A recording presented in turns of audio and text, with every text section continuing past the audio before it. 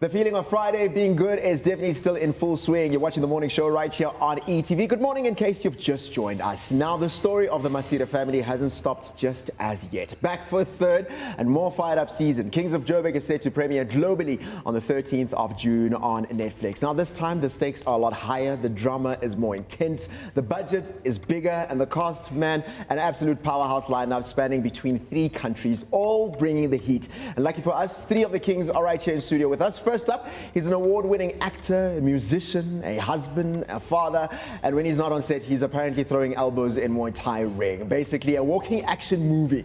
Clint Brink is in the building, everybody. And then, of course, together with that, we've got Nollywood superstar who's been breaking limits, building an empire, and looking suspiciously ageless while doing it in the ever-so-smooth way. It's Enyinna Nwigwe who's joining us as well. And finally, the Hollywood heavyweight who starred in just about everything and still somehow looks like he stepped out of a magazine spread. Mr. Malik Yoba. Gentlemen, welcome to the morning show. Good morning. Morning, sir. These are probably the most illustrious intros I've done, but also so accurate because it's just like, I don't know how you're an action movie star by night, yet you still look like you've just walked out of a magazine spread and you're still looking as suave as ever. Is this has been the vibe even through shooting the series? This has been the vibe through shooting the series, yeah. Actually, yes. Okay. 100%. 100%. Yes, okay. With the sauce. Here's what I'm going to do, right, to set the tone. Since Kings of Jo Burg, being in the feel of Joburg, I've got a couple of questions to just check how much of Joburg you all know as you're sitting right here. Man. I'll start with you, my good sir. And it's a true or false, so it's really not that bad. So, quick question. True or false, Joburg has the largest hospital in the world? False. I see Clint is also like, I'm not False. sure, bro. False. That is actually true. True. Yeah, That's interesting to know. One of the hospitals, the largest hospital in the world. Malik, interesting to know. Right, in the world. Malik, I'll maybe bring this one to you. True or false, the Joburg Zoo has 2 polar bears? Damn. I thought there was 3. Or are they? Yeah. Is it true or false? It's true. It's true. Spot on. Yeah. You were going on a gut feeling. You were just like, No, yeah. I thought there were 3. Let's just see. Someone told me there was 3. It's only 2. Oh, it's only 2. Someone told you. You better go get your receipt from whoever told you it was 3. Okay. Clint, since you're local, I'll maybe bring you this one. How many times has Joburg been rebuilt? How many times has Joburg been rebuilt? Man, judging by the potholes in the area that I'm living in, never. You know what? I'll give it to you. Although the technical answer is 4, I'll give it to you because you know what? You might be onto something with that one. Gentlemen, season 3 of Kings of Jo Burg is about to air in exactly a week's time. Globally, countries all around will be able to enjoy the show. I feel like, oh my goodness, it's like a whole journey that happens here. But speaking of journeys, maybe I want to bring it to you, Enyinna, because you've been there. Aliko's been existing since season 1. And to see that character development through all seasons must have been something iconic. I mean, and going into this one, he's kind of moved from being like a supporting cast to really kind of dominating this particular season, which must have been an experience and a half for you to see that journey and the development of that character. Tell us a little bit more about that. Yeah, it's been great. Like you said, you know, he's been there. He's just been that spoke in the wheel of the series, right? Each time you think they've done away with him, he shows right back up. And this time he's showing back up, not just with his physical trouble, but he's matching them neck for neck with the supernatural. Yeah. So it's a whole new dimension, a whole new dynamic for him, and we're going to see he's right. And I think in the second season when it ended, I think a lot of us were also just a little bit like, oh man, what's about to happen right now? Because we saw him stepping into this world with all this magic.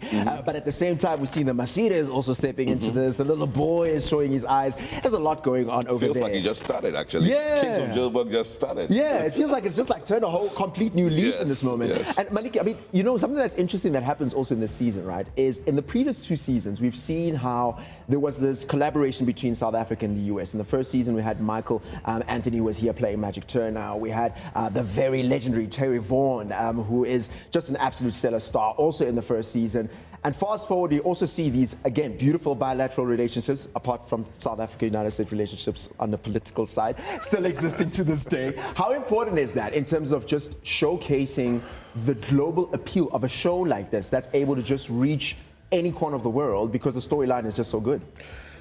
So we are global. We are the global majority as people of color, right? And so I think the important thing is that it's all storytelling. So in this case, it happens to be a TV show. But I think that just from how we approach our narrative as a people. The collaboration on a global scale is important. Fortunately, Netflix gives us that platform, right? You get to be in 200 countries at the same time, telling stories that are out of Joburg, but at the leadership, you have an American, Samad Davis, who's a good friend of mine who asked me to do this role. Yeah. And then you have Connie Ferguson and what Shona created, right? So this idea, which was Shona's idea, that I have something that can be global, and fortunately Netflix is the type of organization that can see that, right? And so it's imperative, especially right now, so that we work on this global diasporic level. Yeah. So for me personally, that was exciting to be able to come to Joburg. I first came here in 1996. This is my 6th trip to the country. But first time shooting here. First time shooting, yeah. So that was important, right? I was here for the Joburg Film Festival, screening a real estate doc that I have called the Real Estate Mixtape, and doing a masterclass and talking about at that masterclass the importance of global storytelling. And so to then be invited to come play and meet these cats, we didn't have a chance to do any scenes together, but we spent time on set, and just to be immersed in the South African film culture, in collaboration with American sensibility. So the 3rd season reflects that, right? A level of, how do we bring a Hollywood work ethic and aesthetic to come from here to hit the world, right? So it's exciting, man. Yeah. I look at the trailer and I'm like, I'm part of that. That's a good feeling to have, a great feeling, right? yeah. It's a great feeling to have. And I'm so glad that you speak about this global perspective, that Hollywood work ethic, bringing it here for the rest of the globe to be able to take part of. And Clint, I maybe want to kind of sway towards that direction by quoting a wise man who once said, if you don't have pride in where you come from, you'll never have pride in who you are. You might know who that person is. And looking back at 25 years ago, you had your debut as Sean on Backstage here on ETV. Yeah. Fast forward 25 years later, here you are, 200 countries, like Malik has just mentioned right now, globally able to kind of really enjoy the feast of South Africans who are able to tell a global story in a way that 25 years ago you would have never imagined. The idea of us positioning ourselves, not in convincing the world that, hey, we deserve a seat at the table, but to be able to kind of be in a space where we're saying, hey, we're just as equal at the world, if not even better in some cases. And being a part of that, it must be a significant moment. Yeah, no, definitely. I think there's a huge sense of pride. And I think as a country, we can have that sense of achievement. I mean, we're still a young industry, budding industry. And simultaneously, while we were working through our differences and evolving into where we are today, the world also became smaller with the platforms and, networks like Netflix, making it able for you not necessarily to have to travel there, where the frame of mind was like, if you need to make it big in the States, you need to go there, wait tables, do that for a couple of years, hustle until you get a breakthrough. Now you can have that breakthrough while working hard in your own backyard, because we're connected now, And like Malik said, I agree.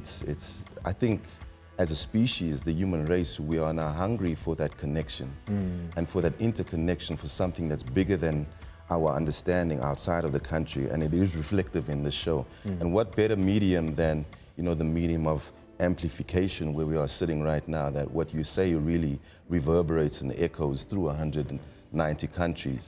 So you have to be responsible with what you think, what you say, and what you do, Yeah, and I think it's such a powerful thing, because I think a lot of us are able to draw from that the picture that you're really showcasing to the globe of what's possible, and being able to kind of take hold of that and the passing of the baton through what's happening in this moment right now. And I think that's such a powerful moment that's happening also on screen, where we're kind of seeing Aliko find himself in a place, and I don't want to say too much about season 3, but we find himself in a space where he's coming to the fold right now.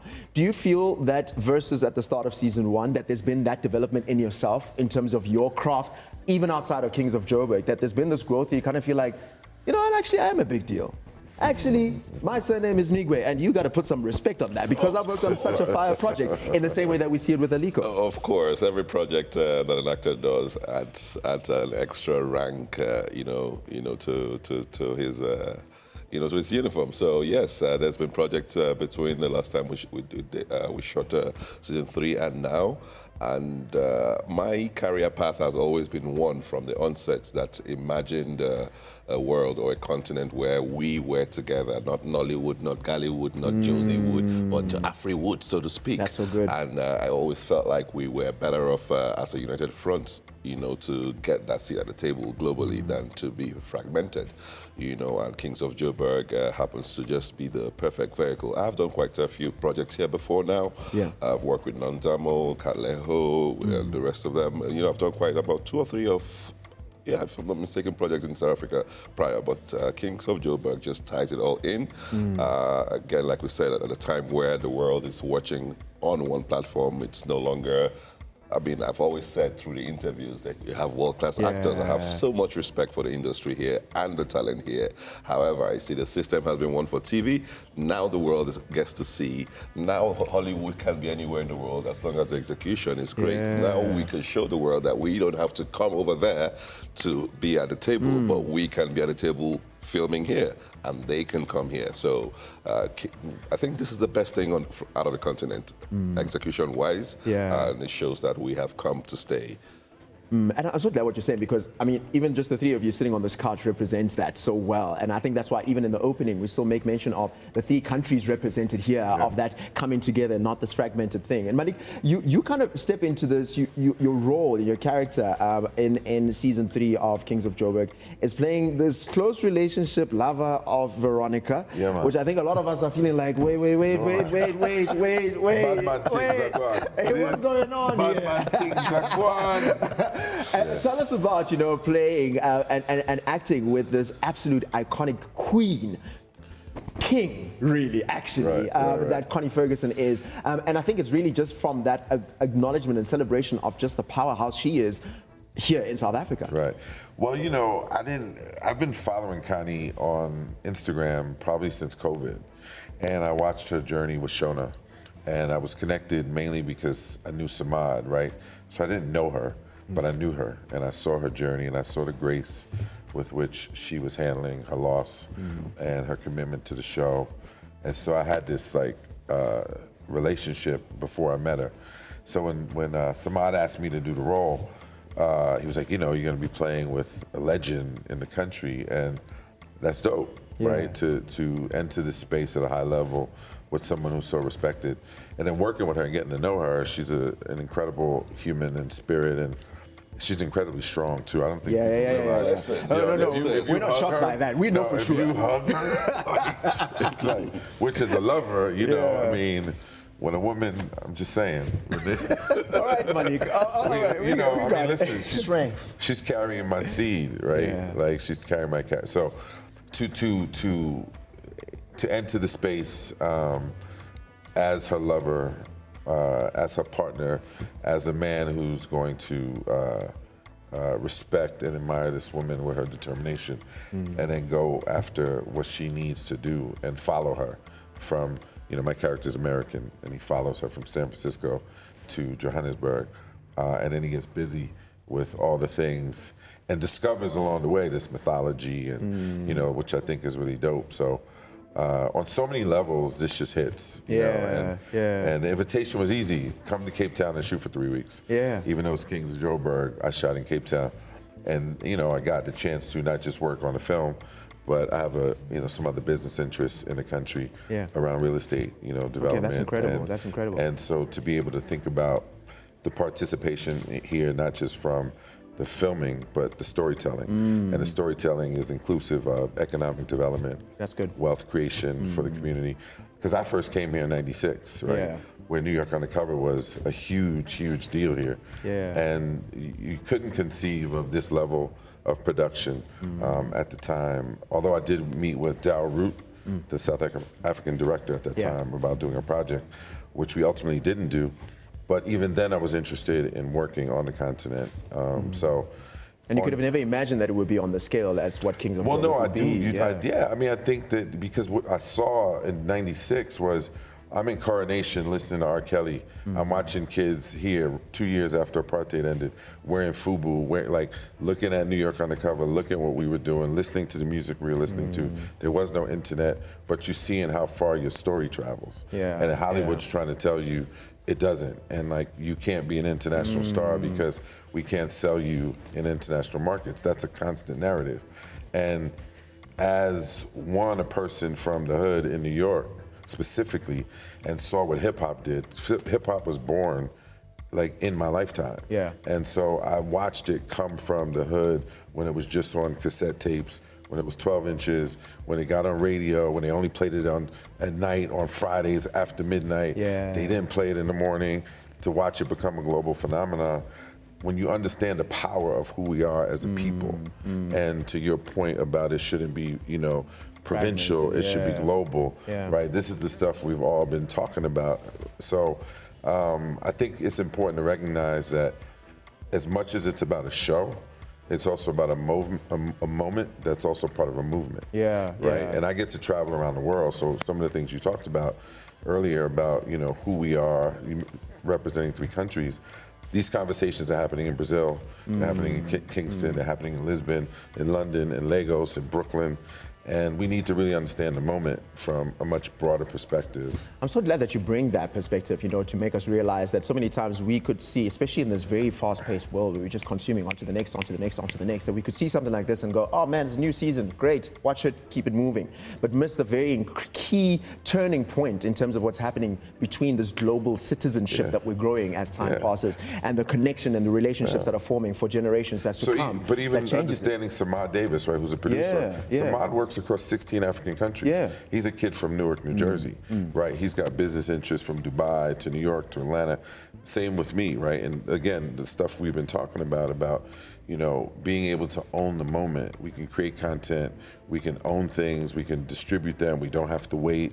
The internet has been an equalizer for us if we really use it properly. Yeah. So, before we wrap up, I'm completely out of time, but Clint, I must squeeze in this question. One of the things that I was curious to hear how you navigate this is the idea of there is a strong mythology element within Kings of Jo Burg, and you proudly speak yourself as a man of faith.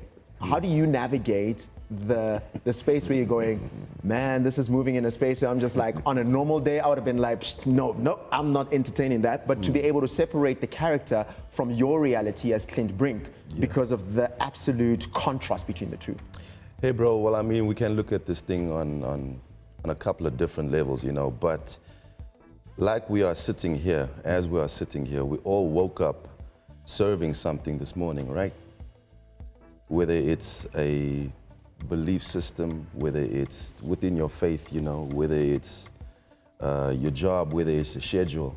So I think the thing that made it easy for me to accept this was we're going to have conversations like this where we get to the skinny of it and the meat and potatoes of it. And the meat and potatoes of this thing for me is, this show begs to ask the question. I think everyone will have to take this away from the show and ask themselves, who do I serve?